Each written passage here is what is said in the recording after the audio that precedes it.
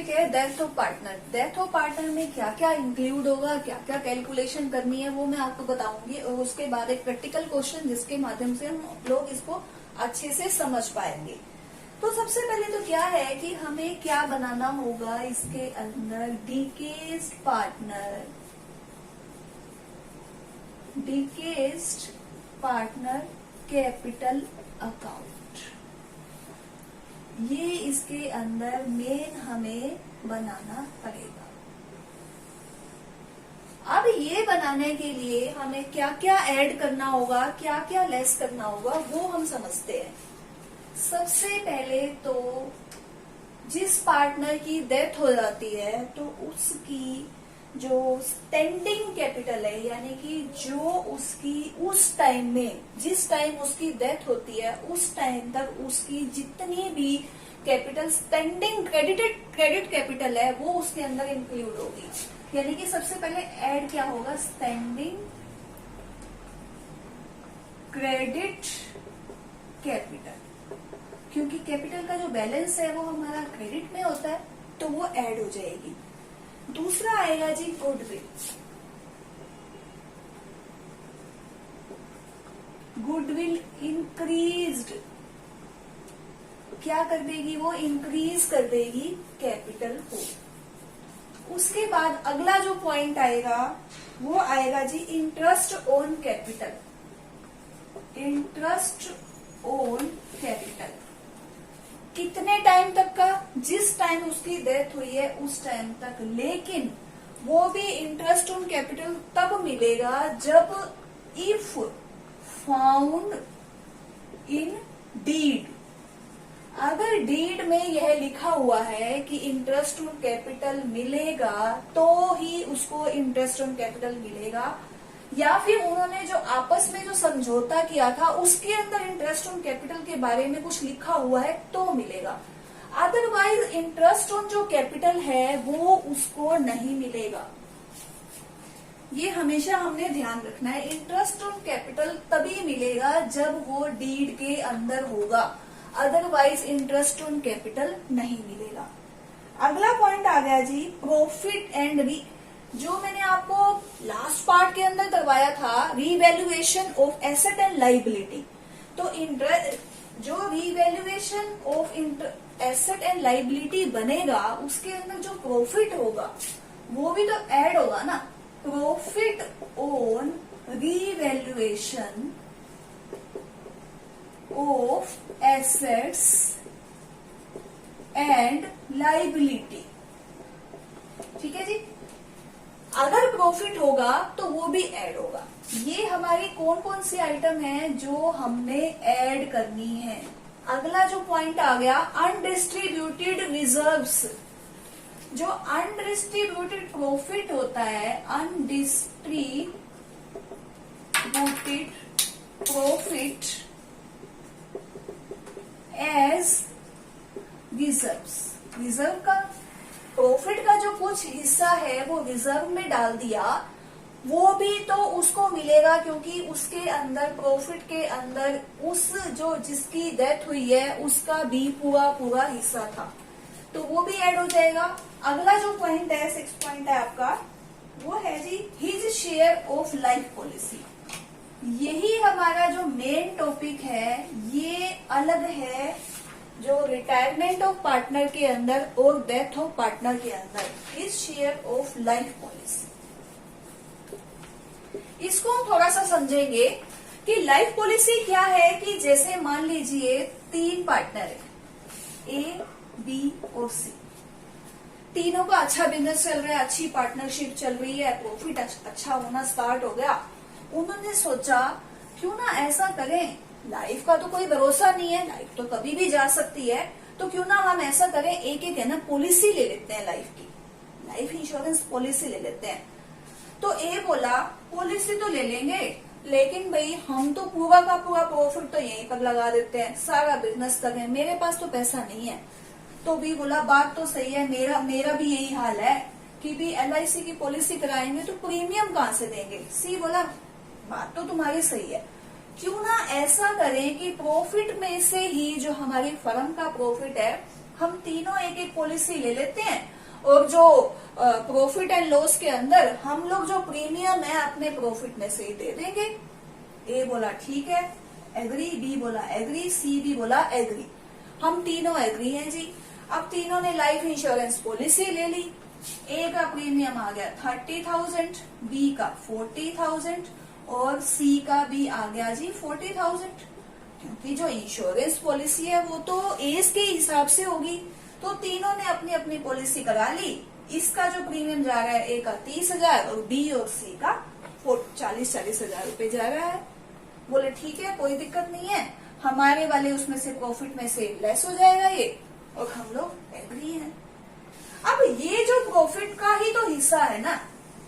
अब मान लीजिए जैसे बी है वो अगर एक्सपायर हो जाता है तो उसकी जो लाइफ इंश्योरेंस की जो पॉलिसी है वो कितनी है 40,000।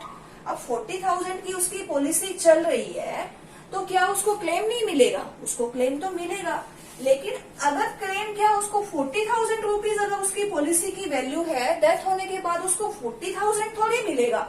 क्यों? क्योंकि इसमें तो ए और सी का भी तो पार्ट है।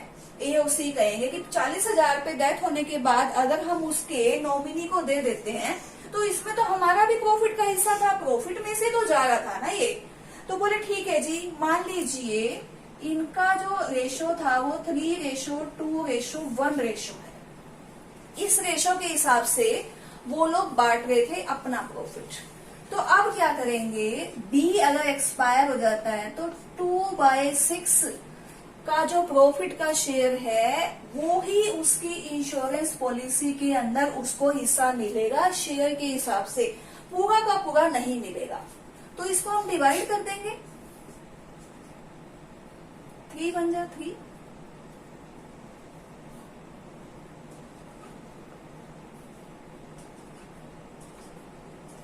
ये हो जाएगा 13,333 रुपए किसको मिल जाएंगे जी? ये मिल जाएंगे बी के हिस्से में आ जाएंगे, ये मिलेंगे ना कि 40,000 रुपए। अब जो उसका जो रिप्रेजेंटेटिव है बी का, वो भी तो अब देखेगा ना कि ठीक है मैंने मेरे जो उसकी जिसकी डेथ हुई उसकी जो पॉलिसी 40,000 की थी, 13,333 रुपए मिले, लेकिन इन दोनों की जो पॉलिसी हुई थी वो भी तो प्रॉफिट का हिस्सा था, उसमें भी तो बी का हिस्सा भी तो शामिल था, तो इसमें से भी कुछ हिस्सा मिलना चाहिए। तो ए और सी बोले कि हम इसमें से हिस्सा कैसे दे देंगे, इसकी पॉलिसी तो बंद हो गई, इसको तो हिस्सा मिल गया, हमारी तो पॉलिसी चल रही है, हम तो अभी सरवाइव कर रहे हैं ना। इसकी सरेंडर वैल्यू पता कर लेते हैं, जितनी इसकी सरेंडर वैल्यू होगी उसके हिसाब से जो हिस्सा इसका बनता है वो इसको दे दो। बोले हाँ ये तो हो सकता है कि हम अपनी कैपिटल में से हिस्सा दे देंगे, सरेंडर वैल्यू जितनी होगी उसमें जो बी का हिस्सा बनेगा। जैसे मान लीजिए ए की जो सरेंडर वैल्यू है वो हो गई जी 10,000 रुपए, और मान लीजिए कि सी की जो पॉलिसी का शेयर है वो है जी सरेंडर वैल्यू 14,000। तो अब टोटल सरेंडर वैल्यू कितनी आ गई जी 24,000, और ए और सी का जो रेशो रह गया वो रह गया 3:1। इसी रेशो में वो बी को अपना जो हिस्सा है वो दे देंगे। तो 24,000 मल्टीप्लाई बाय 3/4 यानी कि 18,000 तो देगा ए अपनी कैपिटल में से, और 6,000 कौन देगा जी सी। इस प्रकार ये 24,000 जो सरेंडर वैल्यू है प्लस में ये 13,333 रुपए दोनों को ऐड करने के बाद जो अमाउंट आएगा वो डीकेज पार्टनर को मिल जाएगा। मेन इसके अंदर जो एक बार हम दोबारा से देख लेते हैं, नया टॉपिक है। मान लीजिए ए जो शेयर है पॉलिसी का वो हमने कैसे डिस्ट्रीब्यूट करना है। ए बी सी ने तीनों ने अलग अलग पॉलिसी ले ली, लेकिन वो ली है फर्म के थ्रू 30,000, 40,000 और 40,000 उन्होंने ले ली। अब बी एक्सपायर हो गया तो 40,000 रुपीज में ए और सी का भी हिस्सा है, इसलिए जिस रेशो में वो प्रॉफिट ले रहा था उस रेशो में 40,000 जो उसको अगर इंश्योरेंस पॉलिसी है डेथ होने के बाद तो वो मिल जाएगी।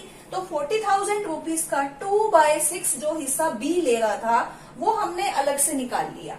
अब उसके बाद ए और सी ने भी अपनी अपनी पॉलिसी कराई हुई थी 30,000 की और 40,000 की, वो भी प्रॉफिट का हिस्सा था। तो जो डीकेज पार्टनर है उसका नॉमिनी कह रहा है कि मैं तो इसमें भी हिस्सा लूंगा, जब आपने इसमें से काटा है तो इट मीन्स क्या है कि इन दोनों का जो शेयर है उसमें भी मेरे जो एक्सपायर हुए हैं उनका हिस्सा है इसके अंदर। तो अब क्या किया कि 30,000 और 40,000 का हमने सरेंडर वैल्यू निकाल ली। सरेंडर वैल्यू आ गई जी 10,000 और 14,000, यानी कि टोटल होगी 24,000। अब 24,000 को जो उनका गेनिंग रेशो है यानी कि 3:1 रेशो के अंदर इनको डिवाइड कर दिया जाएगा और ए कैपिटल में से देगा 18,000 अपना शेयर यानी कि 24,000 मल्टीप्लाई बाय 3/4, और जो सी है वो देगा 24,000 मल्टीप्लाई बाय 1/4 यानी कि 6,000। इस तरह से दोनों की कैपिटल कम हो जाएगी और ये हिस्सा किसको मिल जाएगा जी, डीकेज पार्टनर को। अब हम ये करते हैं कि जैसे मान लीजिए ये तो हमने ऐड करना सीखा कि भी ये चीजें ये आइटम इसके अंदर ऐड होंगी, तो क्या सब कुछ ही ऐड होगा, कुछ लेस भी तो होगा ना, कोई ऐसी आइटम तो है ना जो लेस भी करनी पड़ेगी, सब कुछ तो ऐड नहीं हो सकता। तो जो ऐड वाली आइटम है ये हो गई जी आपकी स्टैंडिंग क्रेडिटेड कैपिटल, आपकी गुडविल जो इंक्रीज होगी, इंटरेस्ट ऑन कैपिटल अगर वो डीड में है तो, प्रॉफिट ऑन रीवैल्यूएशन अगर प्रॉफिट होता है तो, अनडिस्ट्रीब्यूटेड प्रॉफिट एज रिजर्व अगर अनडिस्ट्रीब्यूटेड प्रॉफिट बैलेंस शीट के अंदर है तो, और लाइफ पॉलिसी अगर उन्होंने ली हुई है तो ये ट्रीटमेंट होगा। अब लेस क्या क्या होगा वो देखते हैं। हाँ जी, लेस क्या होगा, सबसे पहले तो ड्रॉइंग लेस होगी। ड्रॉइंग क्या होती है, अपनी कैपिटल का कुछ हिस्सा अगर जरूरत के हिसाब से पार्टनर ले रहा है तो उसको क्या बोलते हैं हम लोग, ड्रॉइंग बोलते हैं। अब ड्रॉइंग क्या है, बिजनेस में से अगर पार्टनर निकाल रहा है तो इट मीन्स उसकी कैपिटल भी कम होगी, कैपिटल कम होगी तो वो क्या हो जाएगी जी, लेस हो जाएगी। दूसरा आ गया इंटरेस्ट ऑन ड्रॉइंग। अगर पार्टनर ने ड्राइंग की है, इंटरेस्ट ऑन ड्राइंग वो ले रहा है तो इट मीन्स वो इंटरेस्ट ऑन ड्राइंग उसको देनी भी पड़ेगी, तो वो उससे क्या हो जाएगा, उसकी कैपिटल कम होगी तो वो भी हमारा लेस हो जाएगा।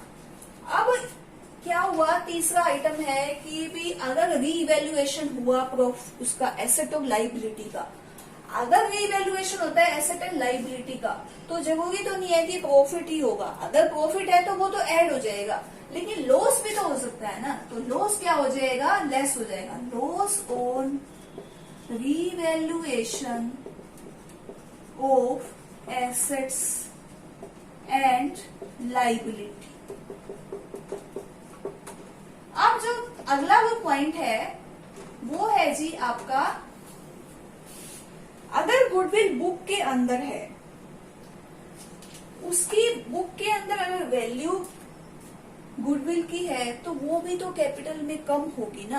अब उसके जाने से गुडविल भी तो कम होगी ना। मान लीजिए वो बहुत ज्यादा रेप्यूटेड पर्सन था, प्रॉफिट उसकी वजह से ज्यादा आ रहा था, तो अब वो जा रहा है तो बुक के अंदर जो वैल्यू गुडविल की लिखी हुई है तो वो भी तो राइट डाउन करनी होगी, राइट डाउन करेंगे तो उसकी कैपिटल कम हो जाएगी, तो क्या आ जाएगा जी, रिड्यूस वैल्यू ऑफ गुडविल, जो कि उसकी कम हो जाएगी। अब हमने एक पॉइंट ऐड वाले में किया था कि प्रॉफिट का जो शेयर है वो हम लोग इसमें ऐड कर देंगे कैपिटल में। अब जरूरी नहीं है कि प्रॉफिट ही हो सकता है जिस टाइम वो एक्सपायर हुआ उस समय जो उस साल का जो प्रॉफिट की जगह लॉस हुआ हो, तो loss on profit and loss account, ये चीजें इसकी लेस हो जाएंगी। एक तो ड्रॉइंग, एक interest on drawing, loss on revaluation asset and liability, reduce value of goodwill and loss on profit and loss account. अब हम एक प्रैक्टिकल सम करते हैं जिससे हम सारा का सारा कैलकुलेशन कैसे कैसे होगी वो, और इसका जो डीकेज पार्टनर का कैपिटल अकाउंट है वो कैसे बनेगा वो हम सीखते हैं। हाँ जी, सम में ए, बी और सी 3 पार्टनर हैं और वो प्रॉफिट को बांट रहे हैं 3:2:1 के अंदर, और उन्होंने इंश्योरेंस पॉलिसी ले रखी है सेपरेटली, एक तो 60,000 की ए ने ले ली, बी ने ले ली जी 30,000 की, और सी ने ले ली 24,000 की। कौन सी पॉलिसी? Life insurance policy. ठीक है जी। अब उसके बाद क्या क्या हुआ वो हम देखते हैं कि जो हमारा जो फाइनेंशियल ईयर है वो है 31 मार्च तक का। 31 मार्च 2011 तक की जो कैलकुलेशन है वो इसमें दी हुई है, और अनफॉर्चुनेटली 30 जून को बी डाइड हो जाता है, बी एक्सपायर हो गया 30 जून 2011 को ही। अब उस टाइम जो प्रॉफिट था वो कितना था जी? वो था इसके अंदर 24,000 जो प्रॉफिट था लास्ट ईयर का। अब इस साल का जो प्रॉफिट है वो कब निकलेगा? वो तो हमारा निकलेगा लास्ट में, यानी कि मार्च 2012 के अंदर। अब ये कह रहे हैं कि B died on 30 June 2011 on the date of surrender value of the policies are 1/4 और द अमाउंट ऑफ पॉलिसी, यानी कि इन दोनों की जो पॉलिसी है उसकी सरेंडर वैल्यू है जी 1/4। बी की तो पूरी की पूरी पॉलिसी बंद हो जाएगी क्योंकि वो एक्सपायर हो चुका है, लेकिन ए की जो पॉलिसी है 60,000 वाली उसकी सरेंडर वैल्यू है 60,000 की 1/4, और सी की जो 24,000 की है उसकी भी वैल्यू है जी 1/4 उस टाइम तक। अब हमने क्या बनाना है? एक तो बैलेंस शीट, जो उसकी कैपिटल, उसकी बैलेंस शीट के हिसाब से कितनी कैपिटल थी वो इंटरेस्ट ऑन कैपिटल वो कह रहे हैं जी 10% लगाएंगे हम, तो 10% इंटरेस्ट ऑन कैपिटल है जी। 40,000 बी की कैपिटल होगी जो कि बैलेंस शीट में दी हुई है 31 मार्च 2011 तक। और अब उसने क्या किया? ड्राइंग भी कर रहा था वो 1200 रुपीज पर मंथ कर रहा था बिगिनिंग ऑफ द मंथ, यानी कि उसने अप्रैल में भी किया और मई में भी किया ड्राइंग, और जून में भी ड्राइंग की थी उसने। स्टार्टिंग में ही है तो जून में भी उसने ड्राइंग की थी 1200 रुपए की। तो इंटरेस्ट ऑन ड्राइंग भी लगेगा, वो कितना लगेगा जी? वो भी लगेगा 10%। इंटरेस्ट ऑन ड्राइंग और इंटरेस्ट ऑन कैपिटल दोनों ही 10% है। ये आपकी स्टेटमेंट है। प्रॉफिट हो गया 24,000। अब हमने क्या करना है? बी का कैपिटल अकाउंट बनाना है। एक बार हम सम को दोबारा से समझते हैं। ए बी सी 3 पार्टनर हैं, 3:2:1 में। उन्होंने लाइफ इंश्योरेंस पॉलिसी ले ली 60,000, 30,000 और 24,000 की। 30 जून 2011 को बी एक्सपायर हो गया। उस टाइम में उनका जो लास्ट ईयर का प्रॉफिट था यानी कि मार्च 2011 का, वो था 24,000। 10% इंटरेस्ट ऑन कैपिटल वो कह रहे हैं कि हम लोग लगा रहे थे। 40,000 बी की कैपिटल है बैलेंस शीट में, और उसने बी ने ड्राइंग करी फर्स्ट मंथ यानी कि अप्रैल में, मई में और जून में 1200 की। तो इंटरेस्ट ऑन ड्राइंग लगेगा जी 10%। तो सबसे पहले हम क्या करेंगे? सारी की सारी कैलकुलेशन निकाल लेंगे, उसके बाद हम लोग बी की कैपिटल अकाउंट बनाएंगे। सबसे पहले तो हम लोग पॉलिसी का शेयर निकालेंगे कि उसका कितना हिस्सा होगा, यानी कि बी पॉलिसी शेयर। बी की जो पॉलिसी थी वो थी जी 30,000, और उसका जो शेयर है वो है 2/6, यानी कि 10,000 किसको मिल जाएंगे? बी को मिल जाएंगे। अब क्या हुआ कि जो इनका 1/4 है वो हम लोग निकाल लेंगे, तो 60,000 का 1/4 यानी कि 15,000 रुपीज ए की पॉलिसी का सरेंडर वैल्यू है। उसका 2/6 किसको मिल जाएगा? बी को मिल जाएगा। यानी कि 5,000 रुपीज और मिलेंगे बी को। अब आगे सी की पॉलिसी, 24,000 मल्टीप्लाई बाय 1/4 यानी कि 6,000। अब 6,000 का भी 2/6 हो जाएगा 2,000, यानी कि 5,000 और 2,000 7,000 रुपीज किसको मिल जाएंगे? बी के रिप्रेजेंटेटिव को। अब 7,000 को किस रेशो में बांट रहे हैं? AOC 3:1 में, 3/4 और 7,000 को ही बांट देंगे 1/4 के अंदर।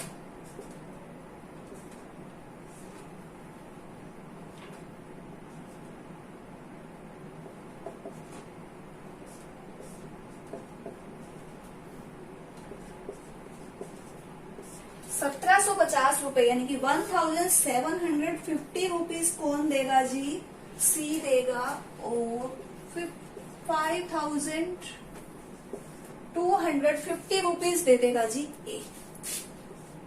इनकी कैपिटल में से कम हो जाएंगे। ये हो जाएगा ए का और ये हो जाएगा सी का शेयर, जो कि उसकी कैपिटल में से कम हो जाएगा। ये हमने पॉलिसी की कैलकुलेशन निकाल ली। टोटल उसको 17,000 रुपीज मिलेंगे, वो हम लोग अलग से ऊपर लिख लेते हैं। एक तो 10,000 रुपीज मिलेंगे और एक मिलेंगे उसको 5,250 और एक मिलेंगे 1,750।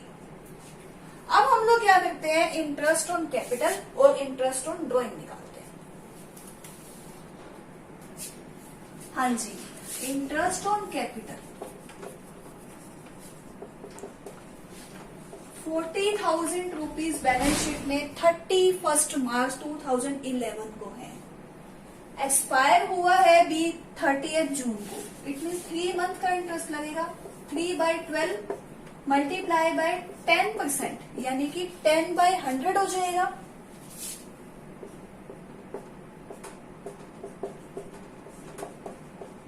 ₹1,000 इंटरेस्ट ऑन कैपिटल आ जाएगा जी, जो हमें इसकी कैपिटल में ऐड करना है।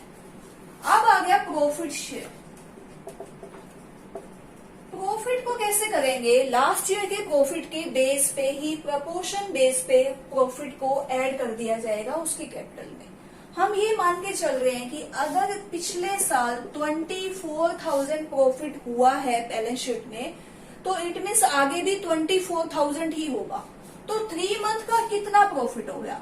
3/12 और उसका जो हिस्सा कितना है? 2/6, तो 2/6 हो जाएगा।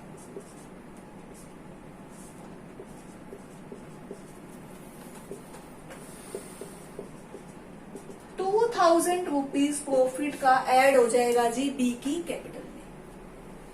पिछले हिस्से के हिसाब से हमने निकाला कि 24,000 रुपीज प्रॉफिट था। 3 मंथ का प्रॉफिट निकालकर उसके प्रॉफिट के शेयर के अंदर डिवाइड करके उसको दे दिया जाएगा। ये मान के चलेंगे कि अगर लास्ट टाइम प्रॉफिट 24 हुआ है, तो इस बार भी प्रॉफिट ही हुआ होगा, 24 के करीब ही जाएगा। क्योंकि और तो हमारे पास कोई सॉल्यूशन नहीं है, क्योंकि हमें तो नहीं पता आने वाले टाइम 9 मंथ रह गए हैं उसमें कितना प्रॉफिट होगा। तो हमें ये मान एज्यूम करके ही इसकी कैलकुलेशन निकालनी पड़ेगी। अब आ गया interest on drawing. Interest on drawing में वो कह रहा है कि 1,200 रुपीज बिगिनिंग में मंथ की निकाले गए। तो कब तक निकाले? जून तक। 1,200 मल्टीप्लाई बाय 3/12 और 10% जो है उसका इंटरेस्ट लगेगा, यानी कि 30 रुपीज इंटरेस्ट लगा अप्रैल में। अब आ गया मई में। मई में 2 मंथ का लगेगा,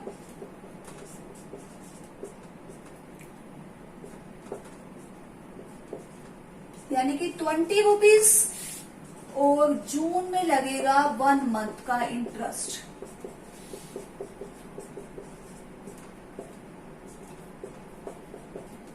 यानी कि 10 रुपीज। टोटल 60 रुपीज इंटरेस्ट लगेगा इंटरेस्ट ऑन ड्रॉइंग। ये हमारी कैलकुलेशन होगी 1000 rupees interest on capital, 2000 rupees हो गया प्रॉफिट और 60 रुपीज इंटरेस्ट ऑन ड्रॉइंग, और ये जो हमारा शेयर है ये आ गया जी उसका इंश्योरेंस पॉलिसी का।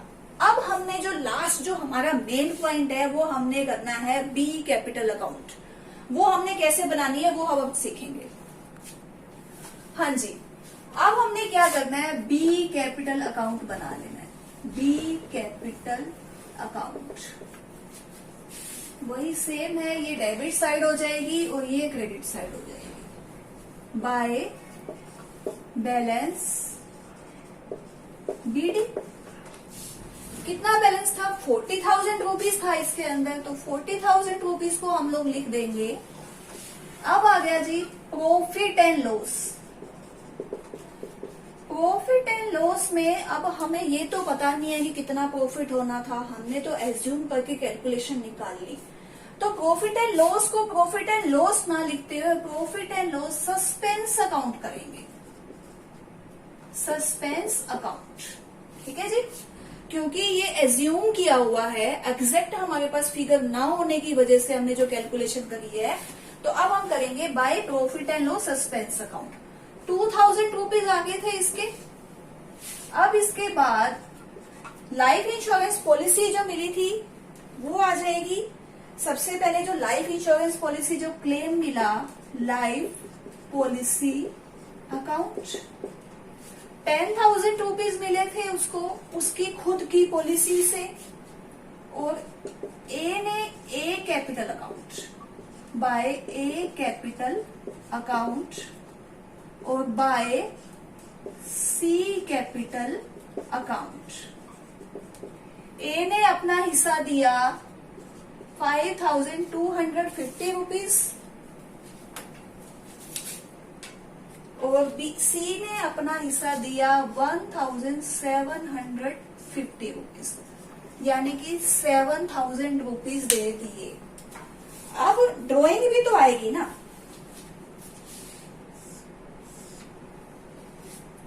टू ड्राइंग 12,000 के हिसाब से 3 मंथ की है उसने, तो 3,600 यानी कि 1,200 मल्टीप्लाई बाय 3 हो जाएगा। To interest on drawing 60 rupees, to जितना भी बैलेंस होगा वो अब उसको अकाउंट में मिल जाएगा, यानी कि ये हो गया।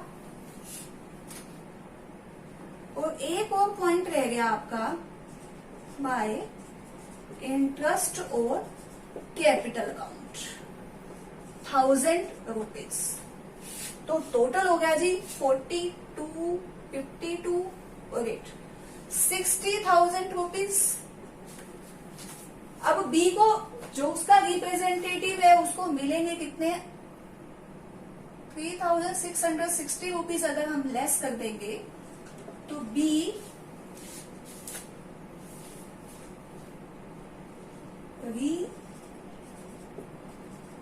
रिप्रेजेंटेटिव अकाउंट या फिर बी एग्जीक्यूटिव अकाउंट भी बोल सकते हैं, अमाउंट ट्रांसफर कर दिया जाएगा। ये हो जाएगा जी 56,340 रुपीज, जो कि इसका बैलेंसिंग फिगर है। 60,000 में से हमने इसको लेस कर दिया। ये अमाउंट बी के रिप्रेजेंटेटिव को मिल जाएगा। इस तरह से ये प्रोसेस रहेगा। अगर कोई भी पार्टनर एक्सपायर हो जाता है तो जो कैलकुलेशन है वो इस प्रकार से होगी। अब आपको मैं अगले पार्ट के अंदर एक टॉपिक करवाऊंगी, सेटलमेंट ऑफ लोन। अगर लोन, इसके अंदर भी यही है कि अगर किसी कारण से टाइम पे ये अमाउंट ट्रांसफर नहीं किया गया तो क्या होगा। तो दो प्रोसीजर है। ये जो 56,340 रुपीज है, इसमें या तो वो लोन के अंदर ट्रांसफर कर दें, और लोन के अंदर ट्रांसफर कर दें तो 6% के हिसाब से इंटरेस्ट देना पड़ेगा बाकी के जो रिमेनिंग पार्टनर्स है उनको। किसको? बी के रिप्रेजेंटेटिव को।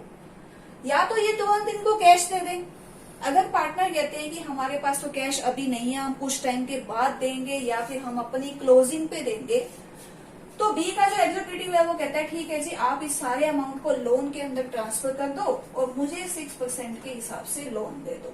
दूसरा पॉइंट है कैपिटल को ऐसे के ऐसे ही रखो और जो प्रॉफिट होगा वो भी दे दिया जाए मुझे क्लोजिंग पर, और जो इंटरेस्ट ऑन कैपिटल है वो भी मुझे दे दिया जाए। कब? साल की एंड में या जब आप मुझे दो, तो मैं प्रॉफिट को पूरा लेने का हकदार होऊंगा।